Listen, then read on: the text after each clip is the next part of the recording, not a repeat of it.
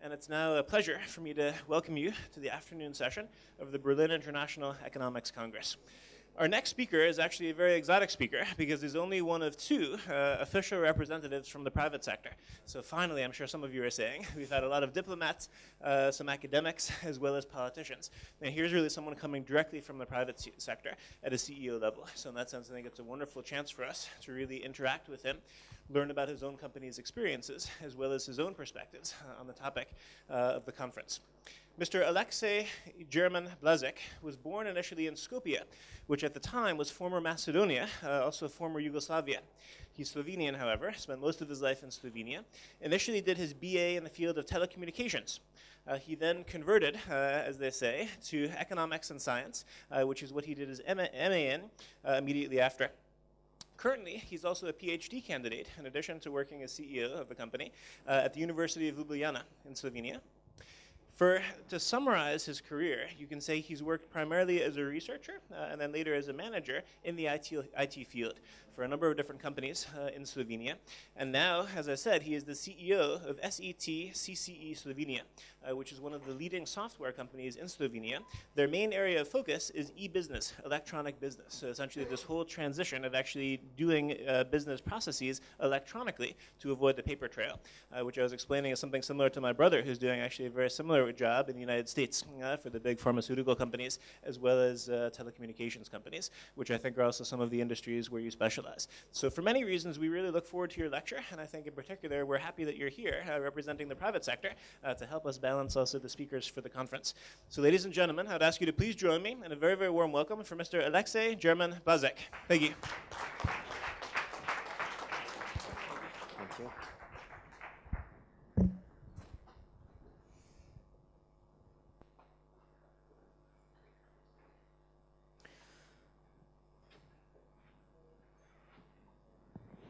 Thanks.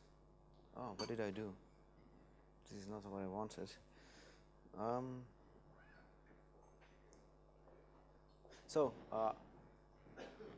Hello, everyone. Where do I start? I was giving a very tough task.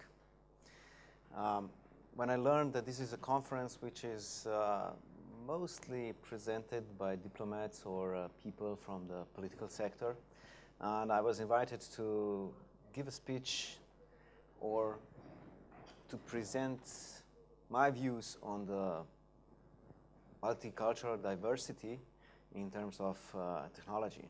So what can a technician as I am originally can say something about multicultural diversity? What I would like to present today is my personal view of how technology is changing the world and how technology is trying to connect and turn down the barriers of the cultures, how the technology, especially information technology, is bringing us closer. And I would try to go through 3 examples. 2 of them are the examples that I was personally involved through my professional career,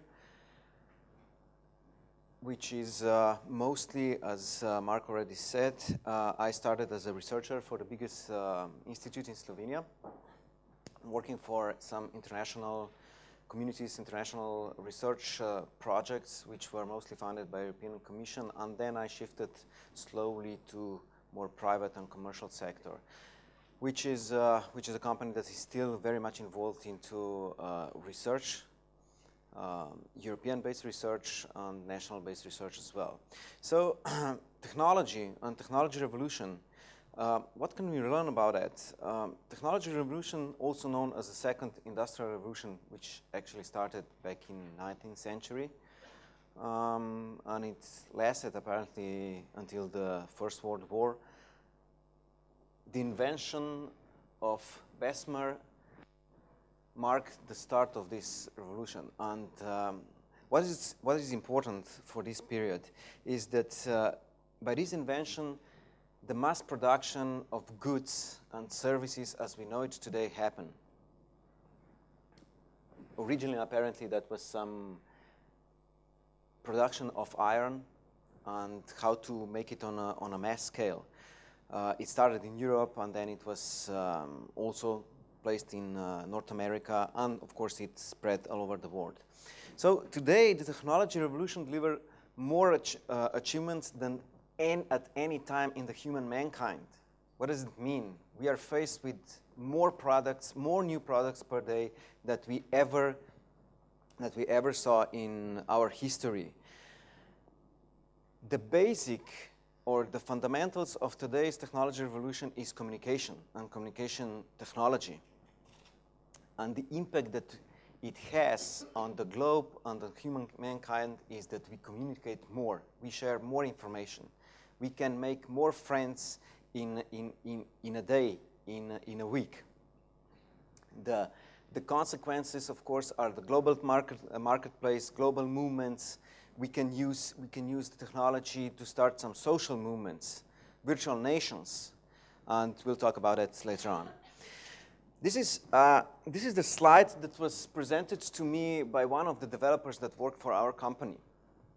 And well, the slide doesn't tell you much, but what I was really drawn by is this sign.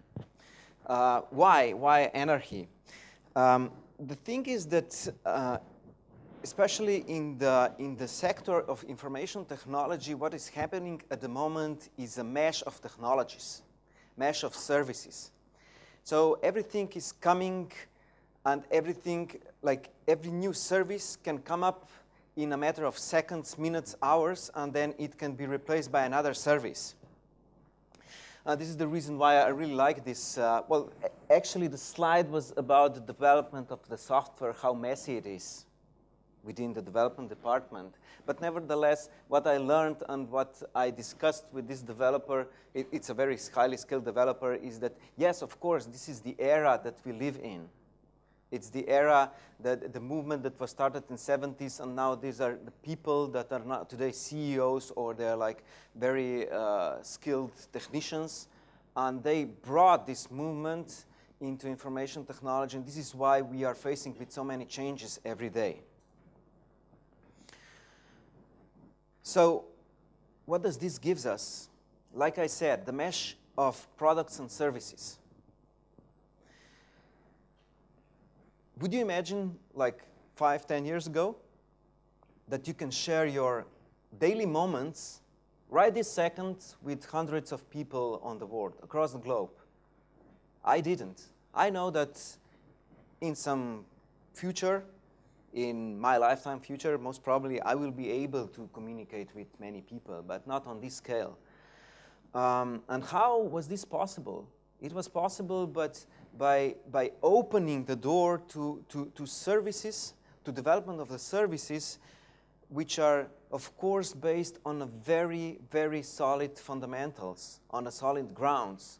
So it's not just the anarchy that we are seeing on the top. It's very important to understand that the foundations have been set up for years. Today we are using information technology on infrastructure that was set up 30 years ago with the copper wires. For example, of course, they were replaced by optical wires and so on. And so it's very important to understand that the basic infrastructure is there. It's just the question, how do we exploit it? So how will technology change our future, and most importantly, our social environment?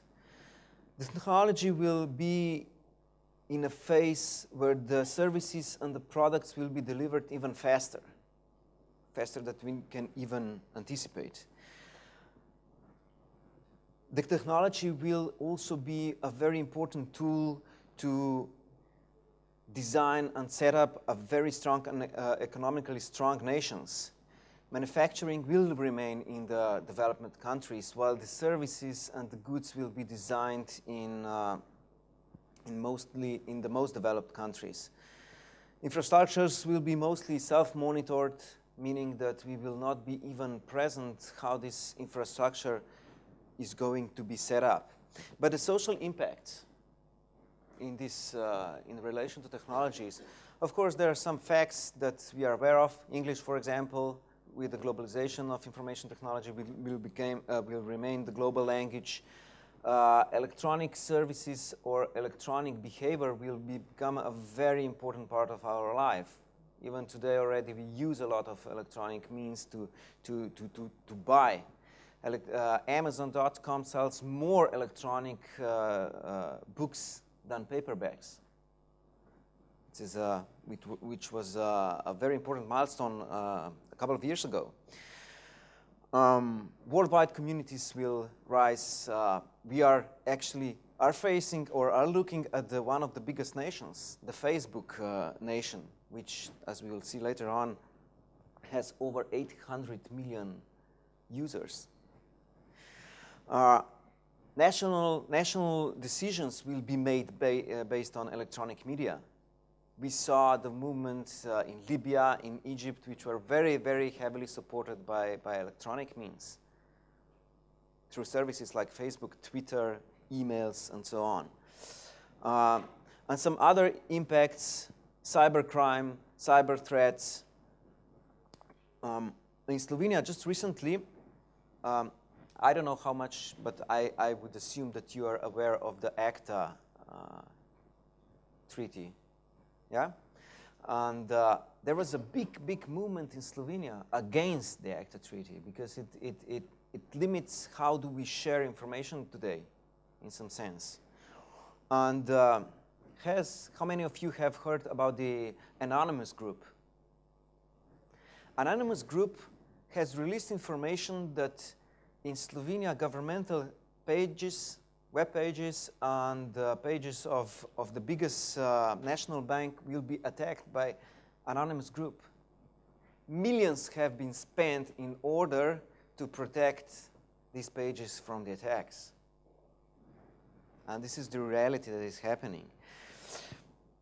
So we will see that technology information will be becoming a part of our daily life, and it's going to change our culture, or is already changing. And how are we achieving that? One thing is multinational collaboration.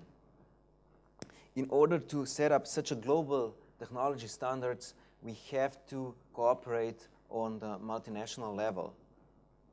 Markets have to become open. Services that are available on the internet today, they don't see borders. They don't distinguish between Germany and Spain, between the United States and China. Open technology standards development is therefore a very important factor. Electronic mails, for example, are based on standards that are open, that are available to everyone, and this is why we can implement them in every household, in every company. And the technology development, of course, is giving us opportunities to deliver and to design and to deliver new paradigms. The changes around us, I want to go through 3 examples. And the first one I'd like to talk briefly is the rise of social networks, which are changing our life very drastically. Research and development, I want to go through experience, my personal experience, how it is working with the multinational research communities. And of course, because I professionally work for a company which is dealing with electronic business, paperless business, as it was already said in the introduction. The history of messaging, just briefly to understand why are we here, why are we today in an environment which is giving us opportunity to enhance the information flows. From the ancient times, messaging or exchanging information was based on a very simple methods like carving stones and later on paper, and it took ages, like weeks, months to deliver a message. With technology revolution, we got opportunity to exchange our information electronically. First, of course, it was more oral, but then today we exchange a lot of information, not just written, but also by video, by audio, by graphics, and it happens in seconds. The internet communication started as a very simple, plain messages without any graphical elements, using web, electronic mail, IRC, and so on. The next step were more like rich messages. MMS appeared, and today we share everything that we can, from web, from electronic mail, from short messages, social networks, instant messaging, audio, video, you name it. We can even share our desktop. The social network is a concept which was introduced in the after year 2000, and we can define it as a group of entities, as a group of people that are put together by some common interests and some common views. It's a model or a structure which can be, of course, supported by technology, by information technology or not. But the example that we are looking at today is Facebook phenomenon. It was founded, the company was founded back in 2004, and only in 6 years' time, it's got something like over 800 million users. I think that's a whole nation. The average estimate of usage of Facebook in United States is around 41% of all the people, which is a lot. So it's becoming our main, let's say, mean of how do we share information, how do we connect to each other. So it's becoming a part of our daily life. And 138 million monthly unique visitors in the United States alone. It's a lot. But what is the goal of such an information technology like Facebook is? The first goal is universal virtual passport. Today, with Facebook account or any other account, I don't want to expose Facebook that much, but nevertheless, with your social network account, you can join and you can use many other services. So I do have an account. It's my passport to the virtual world today. I can use my other services like Flickr. I can use my service like Gmail account, just with the account provided by Facebook. And it's the gravity of sharing information. So it's collecting all my daily events, my lifetime events that I'm putting on the network. And for example, I don't know if you're aware, but Facebook just released the so-called service timeline, where I can arrange my events on a timeline from the very beginning when I started using this kind of service. And it's, of course, my virtual personification.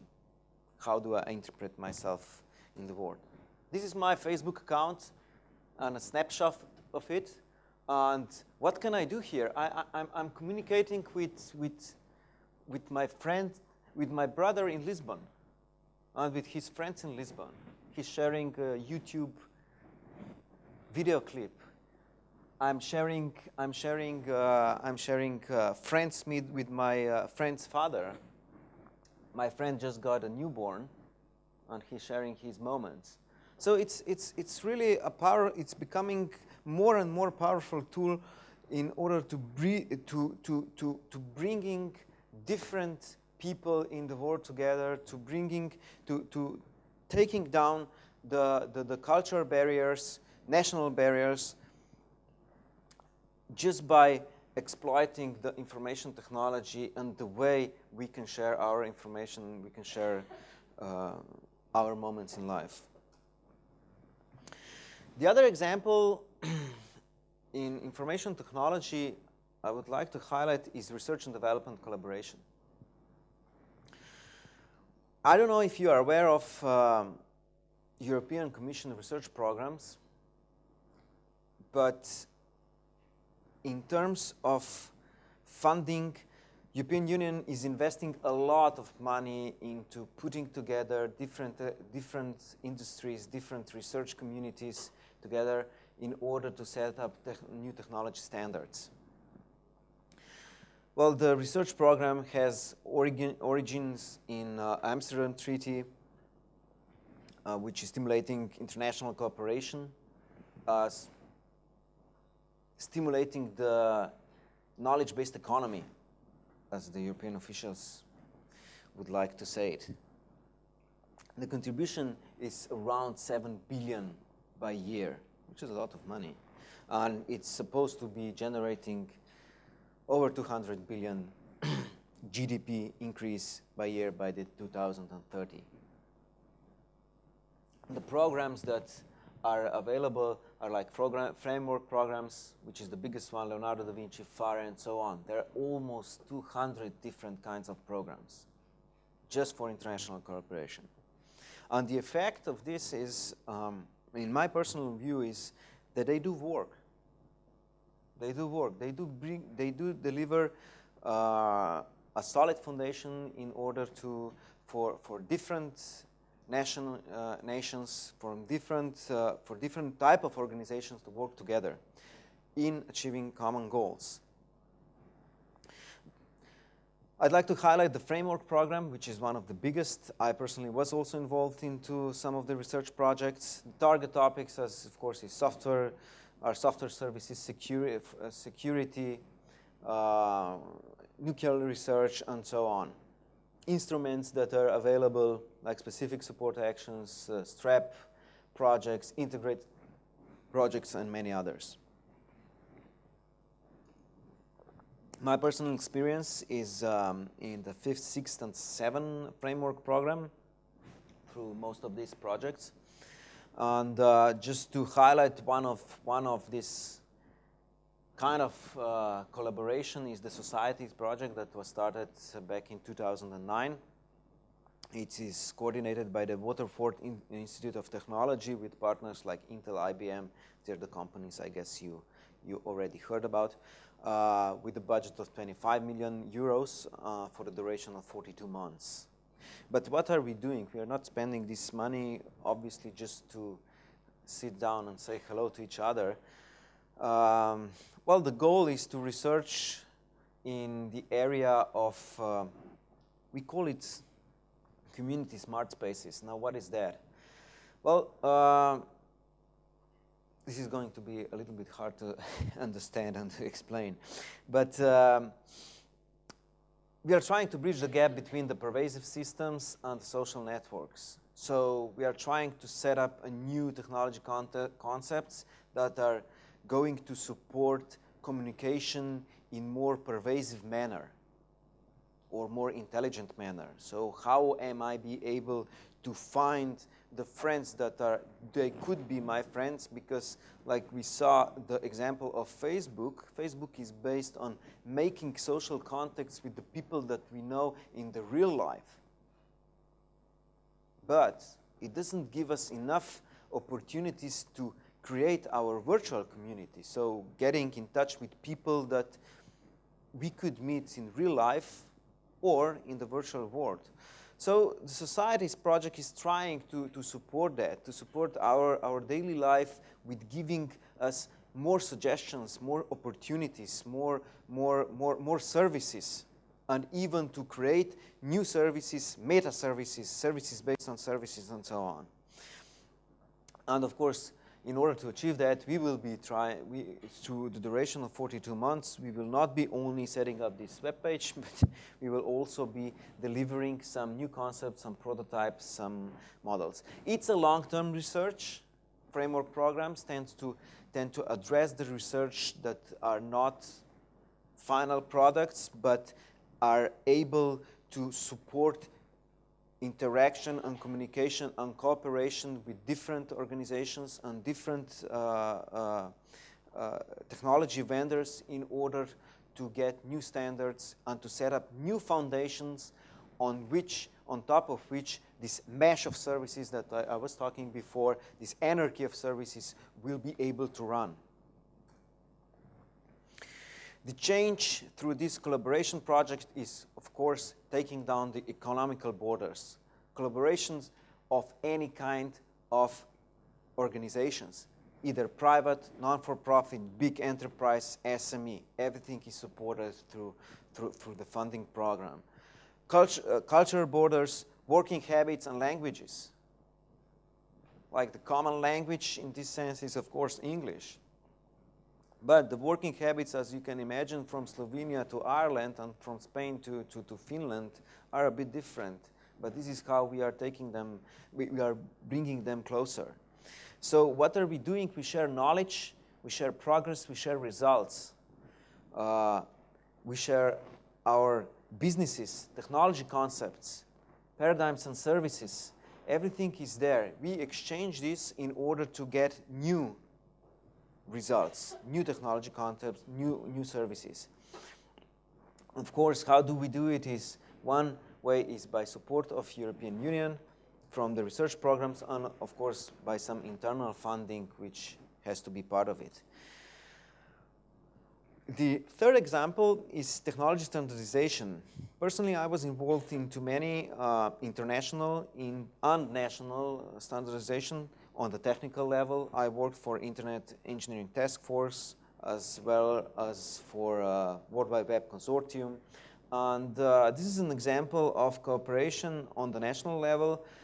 And the example that I'm giving here is just to highlight how important it is to work together in order to set up a common technology language. We can only cooperate in this manner through information technology if we agree how we will be communicating. One of the areas which is very sensitive to this question is electronic business, of course. How does a German company understands the practice, the business practice of Italian company? How can I get electronic invoice from British company being imported and understood by application that I run in Slovenian company? So what we did is back in 2001, when the whole concept of electronic business became more popular, even though that the electronic business has its origin back in the 70s already, mostly by big enterprises, but now it has become very common, so anyone can use it. We set up a small group of volunteers. And this group had a focus of delivering standardized business messages. What is a business message? A business message is just a formal way of saying a business document, like invoice or order or contract. So in order to make this universal technology language, we had to put together different companies and say, okay, now we are trying to design this common document which every system will be using the same way. And what we did, we set up a so-called ESLOC project, which was founded or supported by Slovenian Chamber of Commerce with around 40 companies participating, also by the Ministry of Finance in terms of legislation, because we needed the support from the legislation perspective that would recognize the electronic invoice or electronic messages.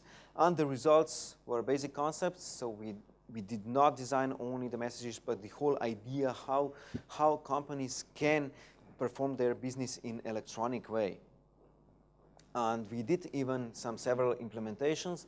And what is more important, again, how did we try to take down the culture barriers? The results were exported to the neighboring nations. Again, through some support of European Commission. And now I think the results of this project are being used by Austria, Hungary, and Slovakia at the moment. So the results, today, Slovenia is one of the most advanced countries in terms of electronic invoicing. These are just examples. How does it look? But about the penetration of the electronic business, this is a map from 2010. As we can see, even though that we are really small spot on the map, are joining the club of other countries that have achieved the biggest penetration. So there is an impact, but unfortunately the impact was not that big to the countries that we were exporting our knowledge. The prospects, however hard we try, we still see that the neighboring countries of Austria, Slovakia, and Hungary are still lagging behind. Like the more darker color it is, it means the electronic business is more being penetrated in everyday life. Well, the change and what did we achieve is, one thing was that through this project we managed to put together different sizes of the companies and different organizations for achieving one common goal: how to communicate in technology universal language. We did take down some business borders. We did make some standardization of business practices, so the business practices are not just for an enterprise, but also for small companies. But what were we doing? Again, sharing knowledge, progress, results, communicating, exchanging best practices, delivering business optimization, competitiveness, not for Slovenia, but also for the neighboring countries, through collaboration, of course, and through support by European Commission. Yeah, this was my last example, and what I'm trying, I would try to summarize this in a sense that technology, the progress of technology is going to go faster and faster. It's going to change our lives. It is important to understand that information technology is becoming one of our daily life routine. It's being penetrated into our pockets. How many of you are using smartphones today? Like more than half. How many of you are using phones for reading emails? Again, more than half, and I guess everyone who has a smartphone in the pocket is using a phone to read emails. That was not really common 5-10 years ago. So we do communicate, we do share our experience, our daily routine with other people, and this is how I think it's the most important way to taking down barriers, not only geographical barriers, but also national barriers and also cultural barriers. So thank you.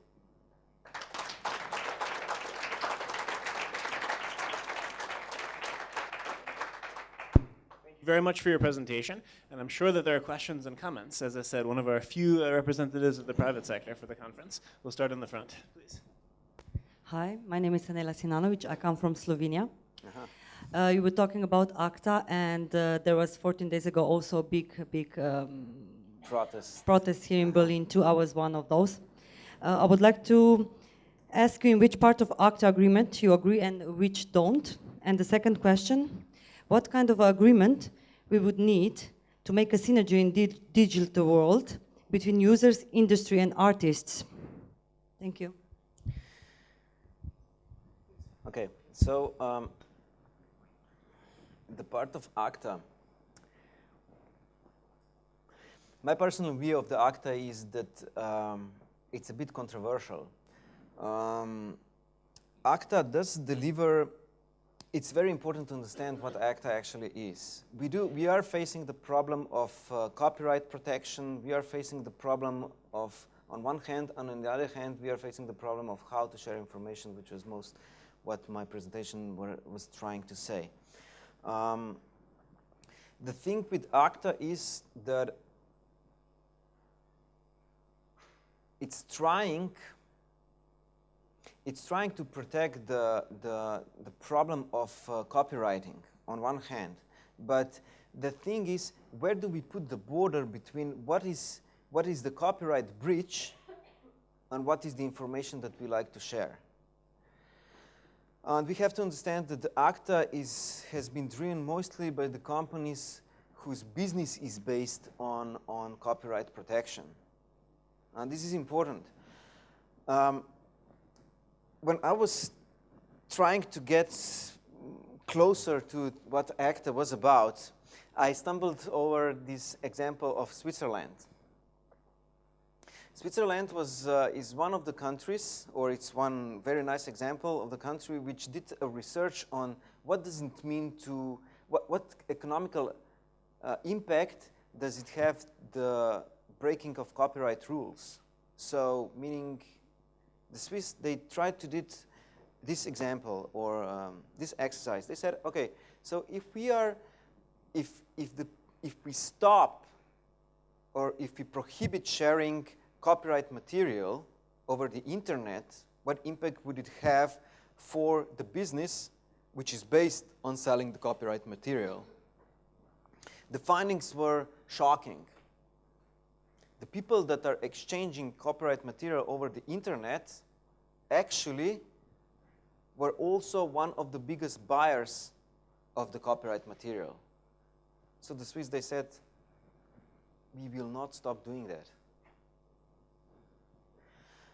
So whoever was behind ACTA would need to ask him or herself what is wrong with the world today. We cannot avoid the sharing of information. Like we saw, Facebook has over 800 million users. They are sharing information. Okay, Facebook or YouTube, for example, is owned by the enterprise, which has to obey the copyright laws. But on the other hand, the business that is based on the copyright today has to face these changes, has to introduce new models. It's not going to be supported by ACTA. And me personally, I don't even believe in ACTA. Even though that it can be implemented, I think people need to share information, regardless whether it is copyrighted or not. Copyright protection is something that has to be taken into account.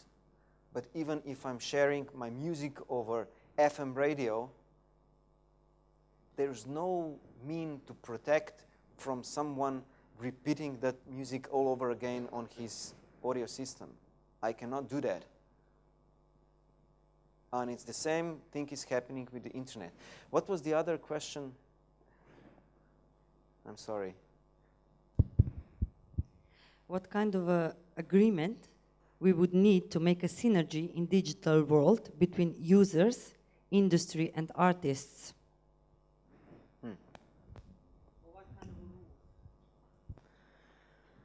Well, I must say that I don't really understand this synergy part. In what sense, how are you referring to the synergy part of the... Well, they're saying that they make the ACTA agreement to make a synergy between users, artists, and industry. And okay. Like I said before, and this is why I mentioned the business models of the copyright-based business today. I'm not really sure that this can be done by some regulation. I think that the new business model would need to appear and to be delivered and to take into account the information technology as we see it today or is being developed today. And I think that we cannot impose some regulation or some law in terms of how to put together politicians, artists, and businesses through digital means.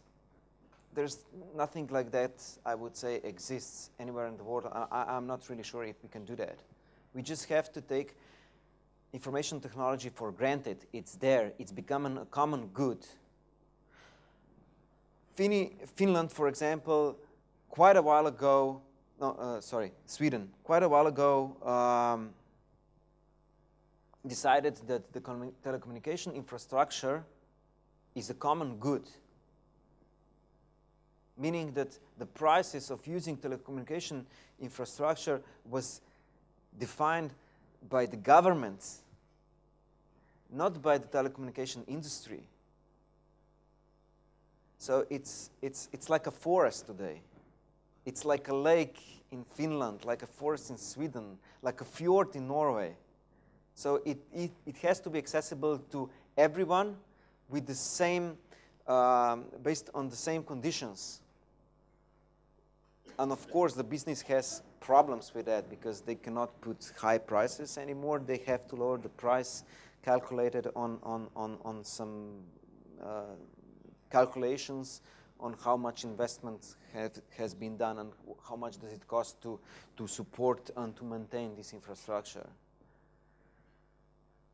And if we take this into consideration, that this is the common goods, then we need to think about the new models, new paradigms, not about the regulation. Well, thank you very much for the response to those multiple questions. His Excellency, the Ambassador of Romania has just arrived. So as you just on this note, why don't we please all join in together in expressing our sincere gratitude to Mr. Blažič. Thank you. Thank you.